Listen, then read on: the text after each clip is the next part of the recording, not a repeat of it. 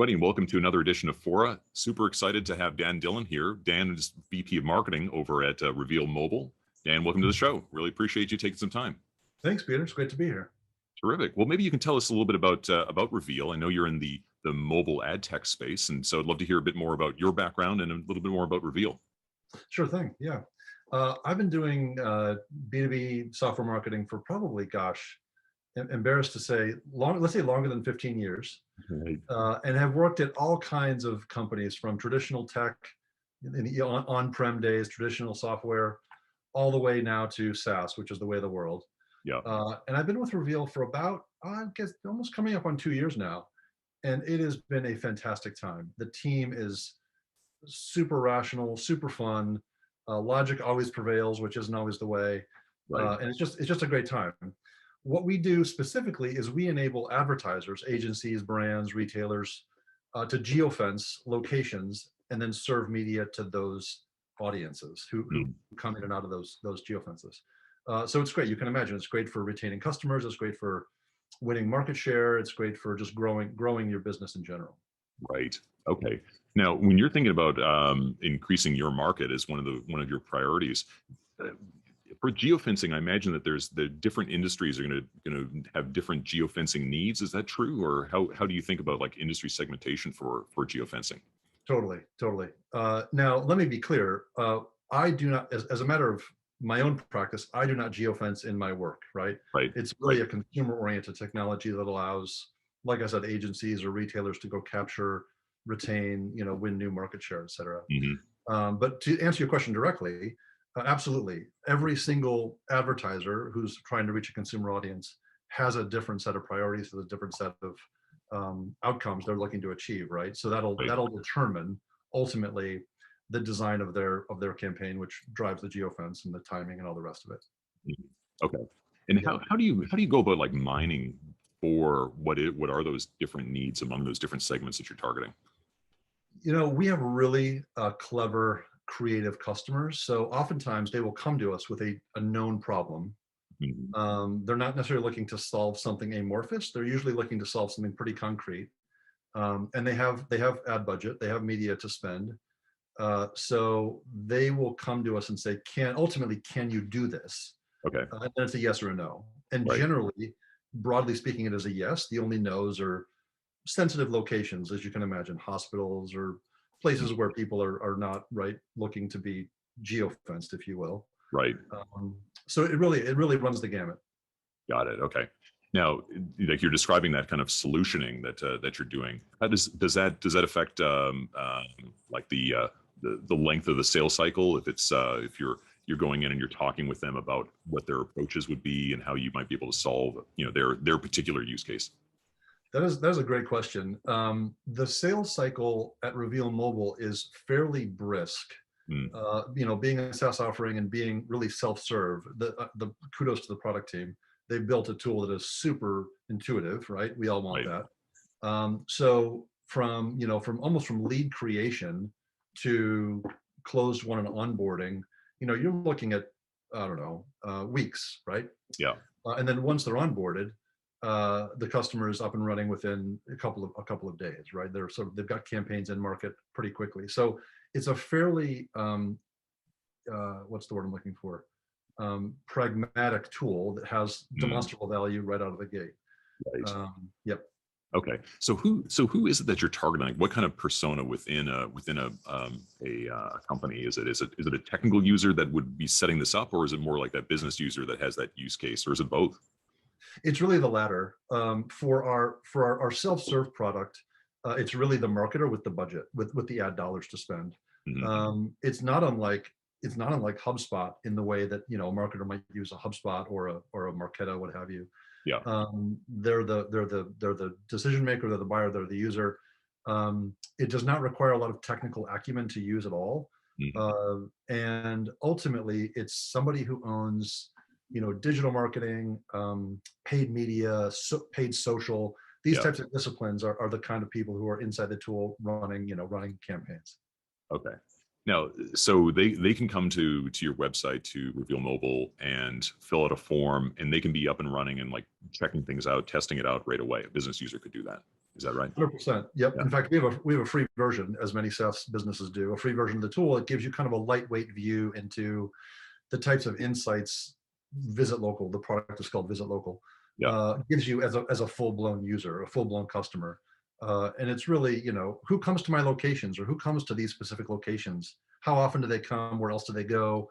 Do they come just once and never return? These types of Mm. things. And then from there, you can build audiences. So show me everybody who went to Pizza Hut last month in Idaho or Right. whatever, Right. no matter how granular you want to get. And then lastly, you can see, once you run your campaign, or while you're running your campaign, who showed up at your target location that you're advertising on behalf of. So if you're running promotions for Pizza Hut, you can see demonstrably who's showing up at Pizza Hut in market, Mm. or in the market you're advertising for. So it's a really nice kind of all-in-one solution for that. Right. So does the marketer like get something tangible for themselves, like where, I don't know, where they're running a campaign and it's their own phone and they can see it happening, or is it more that they're going to be using an audience that they've already pre-built within, say, their CRM or marketing automation tool? It's really audiences at scale. So we actually make a point not to enable marketers to isolate or individualize, Right. mobile users, right? So Yeah. audiences are only audience minimums are, I think, 100. So Okay. it's hard to single out. That's too small to run a campaign against, but you're really going to use it for large, large scale audiences. Okay, that's great. Yeah, because I imagine the privacy issues, you just don't want to be Right. messing with that. Yeah. Right. And there's no rule that says audiences need to be a certain size, of course, but we just like to be on the right side of all of those regulations and all those guidelines that we can be. Right. Okay, great. Now, when someone does fill out that trial, what is it still within marketing's purview at that moment when they're filling out the form, or at what point do you hand that over to as a converted lead over to sales to manage? Yep. So we have a really strong shared definition of a qualified lead at the business, which is great. Sales is a terrific partner to marketing, and marketing is a terrific partner to sales. Yeah. So while we revise the definition periodically, as you might expect, sales never sees the lead unless it fits a certain number of firmographic, demographic criteria, and of course behavioral criteria too, naturally. Right. So if it fits those criteria, it then passes over to the sales team as enriched as we can get it, and then the sales team goes and works that and sets up a demo and all the rest of it. Got it. Until that time, until they reach that criteria, all those those different variables, marketing continues to work and nurture those folks. Okay, and that nurturing, that's in an automated fashion, I imagine. Is it, or is it in like an SDR type function that's following up?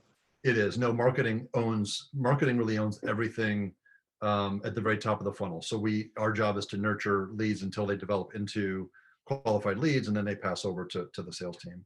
Yeah.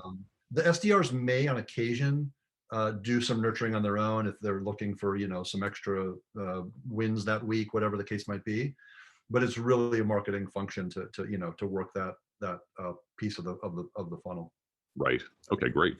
Now, just kind of moving on from there, and Sure. First off, let me just say how I totally agree about the idea of that shared definition. Like the more that sales and marketing can be lockstep with each other on those definitions, the better, for sure. Totally. So one of the ways that, of course, you can expand your ownership of a given market is putting out new offers. So you have a core offer around the geofencing. How do you go about defining what is a new offer to either bolt on, or an entirely new offer to add? Yep, it's a great question. We think of offers, and I want to distinguish between an offer, say like a piece of content we're offering, and an actual feature or capability inside the product. Makes sense. Yeah. On the latter side, the product, the product team is always adding new features, and we do have product tiers. So we feature discriminate based on pricing and of course customer need and all the rest of it. But as we move up market, and this is part of our focus, is developing more advanced features that larger agencies and larger retailers might expect to have as a part of their media, tech stack. Right.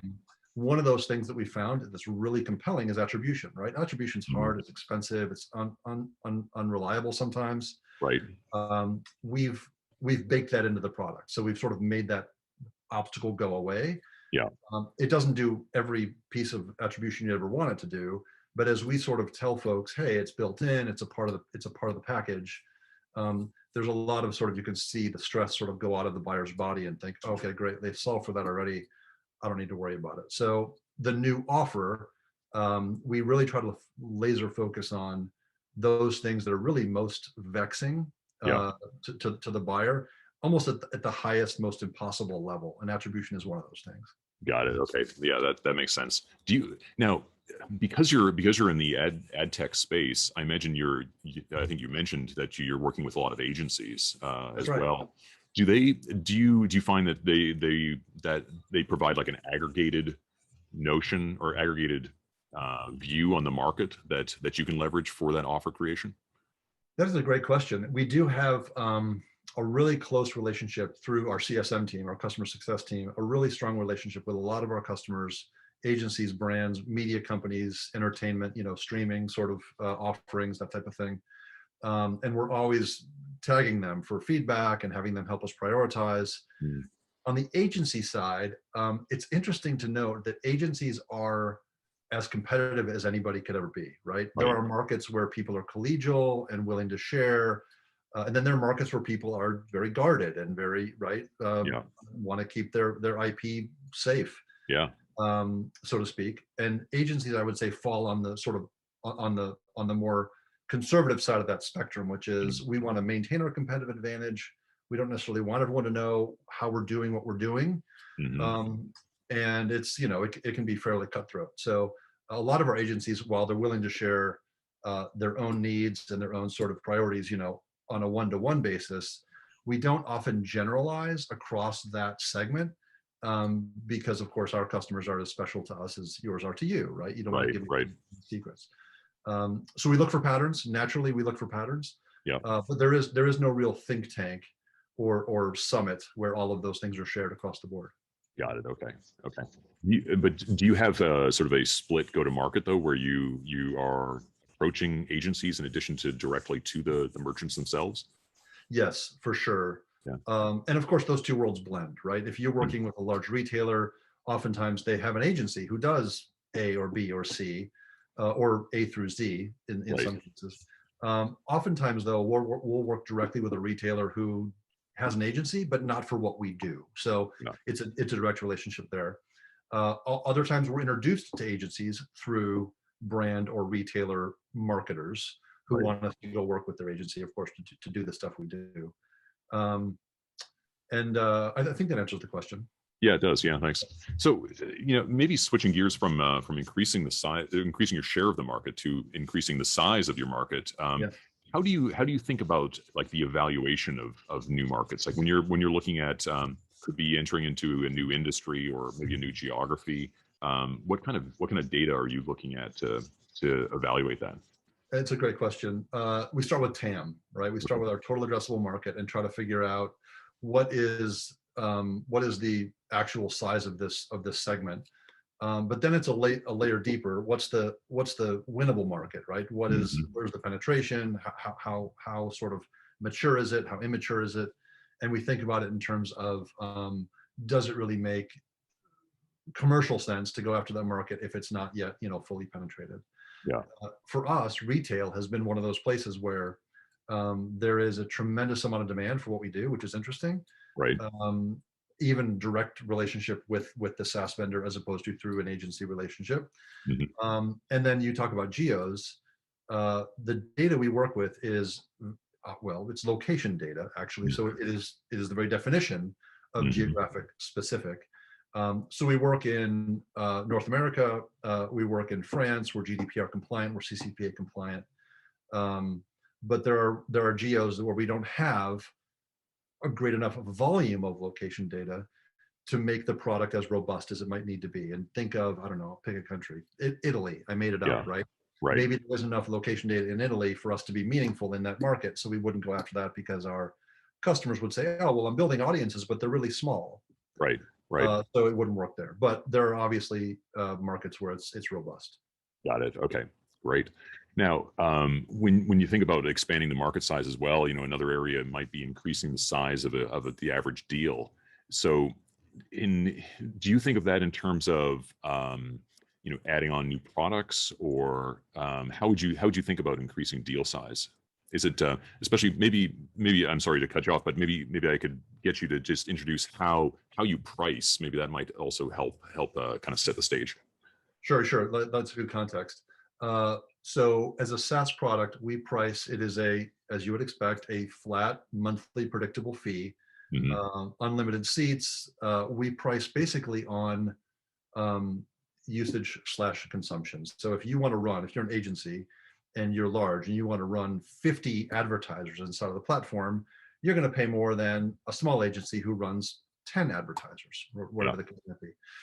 Similarly, if you want to consume um, tens of millions of audiences a month, tens of millions of audience members a month, you're going to pay at a higher tier than somebody who wants to, say, make the use of 1 million audience members a month, whatever the case Hmm. might be. So we striate on those levels.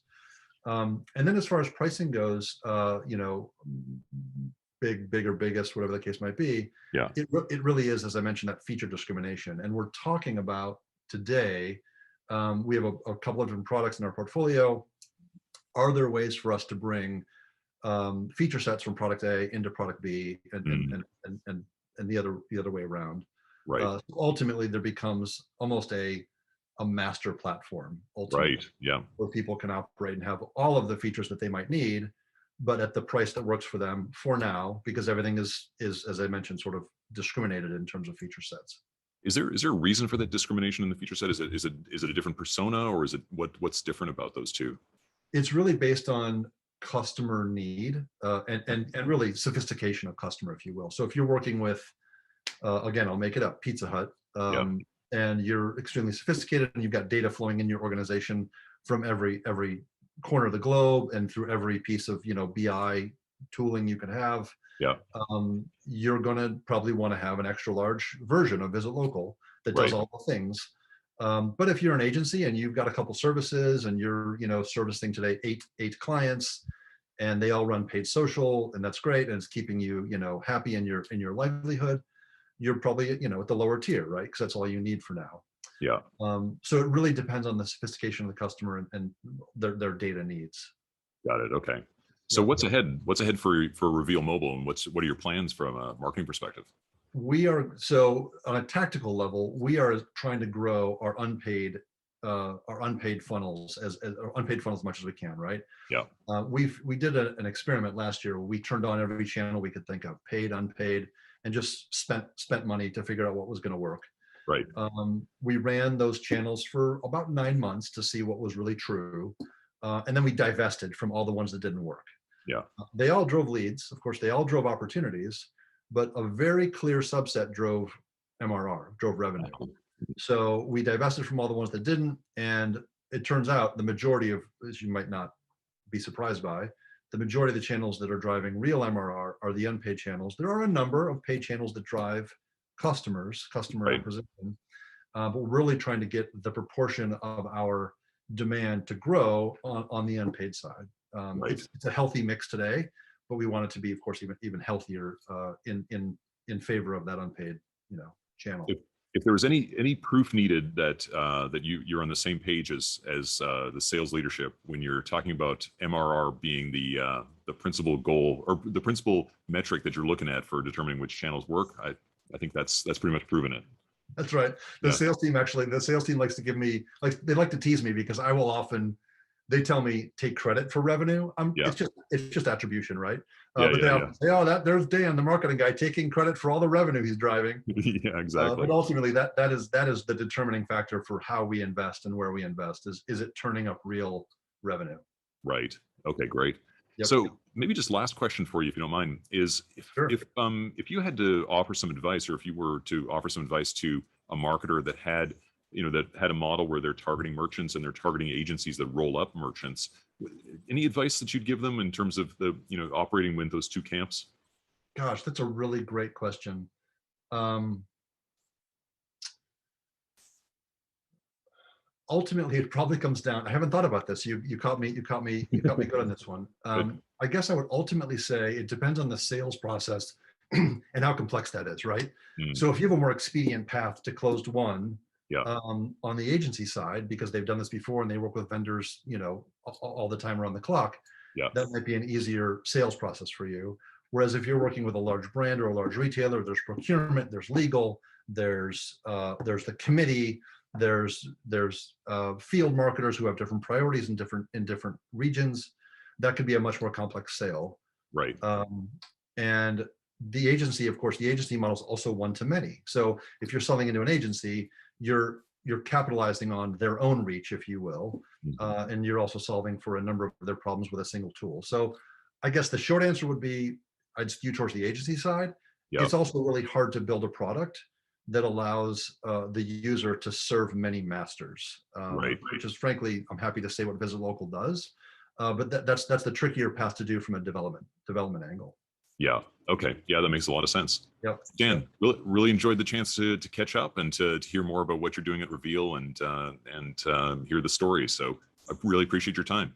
Likewise, Peter. It was great fun. Thanks so much. Yeah, absolutely. Thanks.